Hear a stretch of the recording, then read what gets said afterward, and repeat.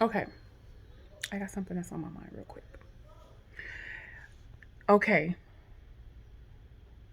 this is for everyone who is connected to me and following my story and, just love me and support me and may be going through some things or may, have the situation. But I want to share something with y'all real quick. Never allow the opinion of someone else to deter you or make you think that the way that you're going through your process or the way that you're handling things when you know you're doing the best you can, especially when you're in agony. And I'm talking about being in the state of agony. I'm not talking about just regular stuff like, oh, I lost my job, or I'm talking about having a child being murdered. I'm talking about watching your whole family being destroyed. I'm talking about going through a divorce. I'm talking about having one of your kids killed, head chopped off. I'm talking about agony of rape, murder, molestation, teen pregnancy. Bishop Jakes, your daughter was pregnant at 13 years old. So I'm talking about certain situations that can happen to you and that can pile up on you that will cause you to be in complete and sheer agony. And if no one has ever experienced your situation or been through what you've been through, nobody can tell you how to go through your process. You know what I'm saying? Nobody can tell you. Have you ever felt so much pain and so much agony? Everything piled up on you to the point to where you are just screaming to God at the top of your lungs. Some of y'all ain't never been there, so you can't relate. Have you ever felt so much agony and the weight of everything that you're going through that you literally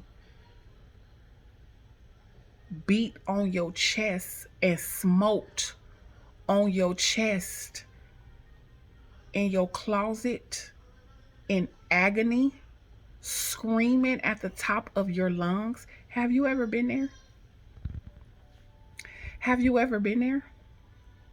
I have a few times in complete and sheer agony, screaming out to God from the tip top of your lungs, screaming out to God. Not saying that He can't hear you, but the response of the agony is causing you to, and everybody goes through certain things in different ways. Some people don't. Some people in the Bible, they didn't. I was talking on the phone to somebody, Hannah. She didn't scream out loud. She was in so much agony, no words could come out of her mouth. So she was just moving her mouth and they thought she was drunk. So there's certain ways that people handle certain things. And I'm here to tell you right now today that not everyone is going to agree with how you go through your process. And not everyone is going to understand why you do some of the things that you do. Not everybody is going to get it. And that is okay. So I came here to tell you to don't allow the opinions of other people. And if you're not set and sure in where you are and what you know and believe what God is doing in your life, don't even accept the opinions of others. Don't even talk to other people. Don't even, because everybody is going to have an opinion and it will shake you and move you and make you think and feel otherwise. It will make you think and feel otherwise. Well, maybe, no. And for me, and this is very, very intimate for me because for all of my life, I've been this outgoing person, outspoken, out loud. I don't really care if you know my business. I don't really care about secrets within my. I don't deal and keep certain secrets within my house, and we keep things quiet and all of that. And you don't want to tell anybody. Now, if the person that's dealing has the secret, and now if they don't want nobody else to know, then I will respect that. But other than that, I'm not really worried about. I live my life, and some people don't agree, and they feel like certain things should be kept within the walls. And yeah, certain things here and there, whatever I believe. But for the most part, my life is to be lived out loud, and my life is a testimony. And the things that I've been through, I'm not ashamed of some of the things that I've been through and the things that I am ashamed of. God is using them to bring him glory. And so for all of my life, I can remember people always just trying to shut my mouth. Like, well, you don't want to be saying that. And, you kind of want to do it this way. And, well, maybe you shouldn't do it that way. And, well, I get that you have this, but you shouldn't be doing it that way because this, that, or the other. Or maybe, you shouldn't have to tell people this and you shouldn't do it that way. And you shouldn't say that. And you shouldn't be as loud as you are. And you shouldn't, you have to be, all this and all that. And you shouldn't, and you shouldn't. And maybe you shouldn't. And maybe you shouldn't tell people this. And maybe that part of the story you need to keep to yourself. And so a lot of the times throughout my years, not now because I don't care. A lot of the times throughout my years, it made me question myself. It made me really question what I was really supposed to be doing and how I was supposed to be doing it. It made me question, like, okay, well, am I telling too much? Well, I know that part of the story ain't pretty, but I do feel like people should know that part of the story. Like, even though I know it might be normal to them or not normal to them, but this is what happened to me. And I just kind of want to tell my side of the story to let other people know that, hey, sometimes it may not work out like that. And sometimes this is the way that, it could happen for you, and that God will still see you through it. And his hand is still there, even though you didn't go through it the way they went through it. That's why I walk this process out with y'all. A lot of people are not going to understand. A lot of people aren't going to get that why I do things my way, or how I do, or why I say, or why I'm putting that out there, or why they're not. And it's not for a lot of people to understand. It's only for those who are going to be walking in my shoes and are walking in my shoes and who have been there. And those who can relate and understand, that's who it's for. It's not for everybody. And that's okay. And that's okay. But you got to realize that sometimes you can be talking to people, and if you're not standing firm, and if you are not sure in who you're supposed to be and how you're supposed to be doing things, people can say things, or their opinion of what they think or believe, it can sway you to do things. And maybe that's not how God is calling it to be. Maybe for them, yeah, but not for you. Maybe for them, yeah, maybe that was your process. You didn't do that in your process, but this is my process, and this is how it's going down in my process.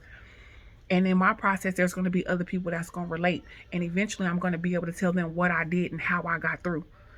And in this process, it didn't look like how it looked over there, but this is how it went over here. And this is what I had to do to get out of it. And this is where we're going. And this is where God is going to take you. And this is just part of it. And this is how it is. And it don't look pretty. It don't sound pretty. And it ain't always glorified. But this is it. And this is the truth. And as long as it's your truth, and as long as you can stand in your truth, and as long as you can take full accountability, and as long as you can take full responsibility for your actions and what you're doing, and self-examine, and not staying where you are, and picking yourself back up and continuing to move forward, walk your walk and walk out your process how you walk out your process, continuing to give God glory, continuing to know your heart is in the right place, continuing to know that, hey, yeah, I did that, I failed, I'm picking myself up, I'm gonna keep on going. What? Yeah, you did it that way, this is the way I'm going, this is my process. God is still shaking and moving in that. And keep on going. Work your process. Keep giving God glory. Don't allow people's opinion and what they think you should be doing affect you in such a way when you know with every fiber of your being you are doing what's right. I know with every fiber of my being, every video that I post on here is what's right. I know with every video up here that I post, it's what I'm supposed to be doing. It's what that he wants me to relate out there. And I can't allow other people's opinion to move and sway me any other way, because there's other people that need to see and hear the transparency. They need to see and hear. They can sympathize, they can empathize either way. So don't allow what people think of you. Don't allow what people think of you. Don't allow their opinions of you. Don't allow their opinions of you to shake you, because those are tricks and tools that the enemy can use to get you off your ground, get you off your game, make you think, oh, you ain't doing it right, or well, maybe I am doing too much, or maybe I shouldn't be doing all that, or maybe I shouldn't. No, not as long as you know your heart is in the right place and you communing with God, and long as you know that this is your calling, and as long as you know that you going and you in the process and you pushing forward, and you know, and it don't look the same. It don't look the same, and not everybody is gonna agree, and that is okay too.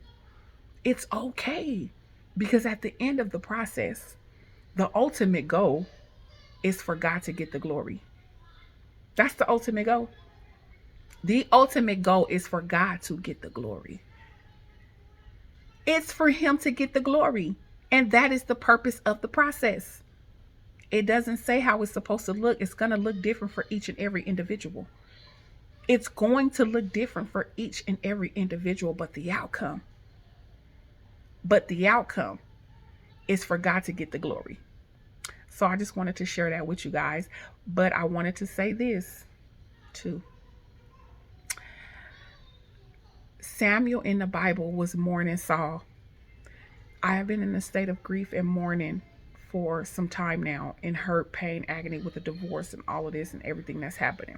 I'm gonna get to the video, y'all. You just gotta stick with me and walk out my process. My capital. Samuel was crying and in agony over Saul dying. And basically the Lord said, fill your horn with oil and be about your way. Now is the time for you to stop crying over spilled milk. Everything that has happened to me now in my past and what's going on now and the divorce and everything, that is spilled milk. I made the decision today to put my grief and my crying. Of course, I still might have moments of crying and, you know, sadness and all that, but the grief state that I am in is holding up my process, because it's very, very deep, and the agony and the pain goes beyond what I can ever even think. But there comes a point in time where the Lord is saying, stop crying over spilled milk. You holding up the process. I understand you sad. I understand all of that, but you got to get over it. You got to get over it. You have to get over it and move on. Get over it. Stop crying over spilled milk. We have things to do. We have a battle to fight. We have not only a battle to fight, but we got a battle to win. We have a battle to win. We have to get out there, and you can't do it sneezing and snotting all day long, my love. I just now read that little overview about Samuel. Fill your, and I'm going to put it in my little thing. Fill your cup with oil and let's go. Okay. You done mourn long enough. And see, God is so gracious, and he will give you time because he know it's hard. He know it's hard. He will give you time to mourn. He will give you time to cry. He will give you time to do all of that. He will give you time to kick and scream, because it's hard letting things go that you don't want to let go. It's hard, allowing your kids to go their own way. It's hard, dealing with certain things. It's hard. The agony that TD Jakes talked about when his daughter was 13, came to him at 13 years old, pregnant, and he talked about how he laid across that floor and cried out and screamed out in agony for days and days on end. But then there comes a point where the Lord says, okay, what's done is done. Now it's time to get up. And now it's time to go, because we got work to do. So I hear the Lord. I've mourned and grieved long enough. Lord knows I have, and I'm tired. Okay? I think that point in time where you get tired of grieving. I'm tired. I'm tired of grieving. I'm tired of crying. So he told Samuel, how long will you be here? Basically, paraphrasing. How long will you be here crying in agony over Saul? He didn't do what I said, so we had to get rid of him, and now you stuck crying over him, and we gotta go. You crying over spilled milk. Get up and let's go. You holding up the... So as long as I stay in this state of grief and agony and pain and all this and all that, we holding up the process. So like the Lord told Samuel,